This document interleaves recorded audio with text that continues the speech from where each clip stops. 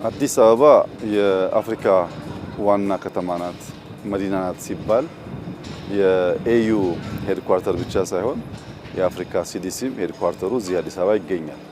የአፍሪካ ሲዲሲ ቀደም ሲል እንዳየነው በጣም ትልቅ ፋሲሊቲ ነው፣ ትልቅ ግንባታ ነው።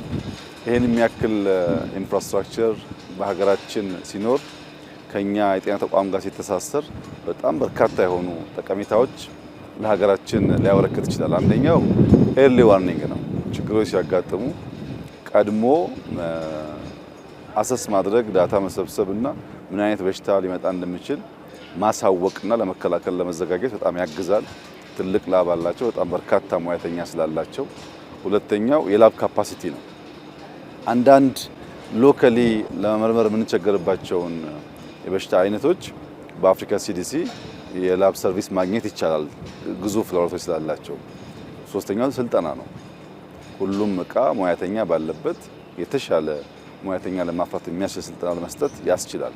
ከጎበዙ ከፍተኛ ሌቭል ያለው ክሊኒክን መስራት ይችላሉ። ወደ ውጭ ሀገር ሄዶ ከመታከም ብዙ ሙያተኛ ያላቸው፣ ጥሩ ላብ አላቸው፣ ትልቅ ፋሲሊቲ ያላቸው እና ሌላ ሀገር ሄደን የምናገኘውን አይነት ሰርቪስ እዚህ በማግኘት እነሱም ገቢ እንዲያመነጩ እኛም ባጭሩ ባነሰ ዋጋ ጤናችን ሊጠበቅ ለማድረግ ያስችላልና ለአፍሪካ ትልቅ ሀብት ነው።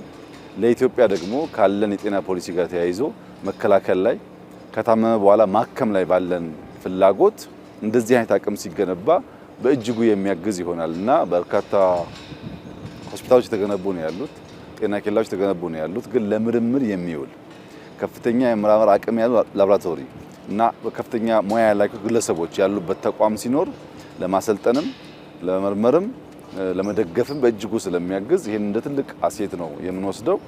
አፍሪካውያን ወንድሞቻችን ትልቅ ውሳኔ ወስነዋል። ነገር ግን መጀመሪያ መገንባቱ ብቻ በቂ አይደለም።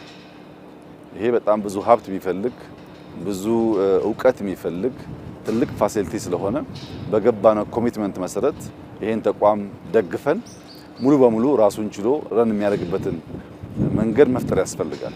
አንዴ ገንብተነዋል ብለን ብንተው ራሱን ሜንቴን ማድረግ ካልቻለ ተመልሶ ወደ ኋላ ስለሚሄድ እስካሁን የተሰራው ስራ አስደማሚ ነው፣ አስደናቂ ነው። ከዚህ በኋላ ግን የአፍሪካ ሀገራት እንደራሳቸው ሀብት ደግፈውት ኢትዮጵያም ደግፋ ሌሎች አካላትም ደግፈው ይበልጥ ፈንክሽናልና ውጤታማ እንዲሆን ስራ ይጠበቅብናል።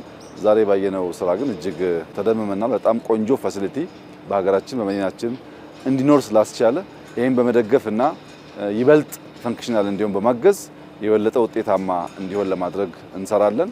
ባየነው ደስተኛ ነን። እንደሚቀጥል ተስፋ አደርጋለሁ።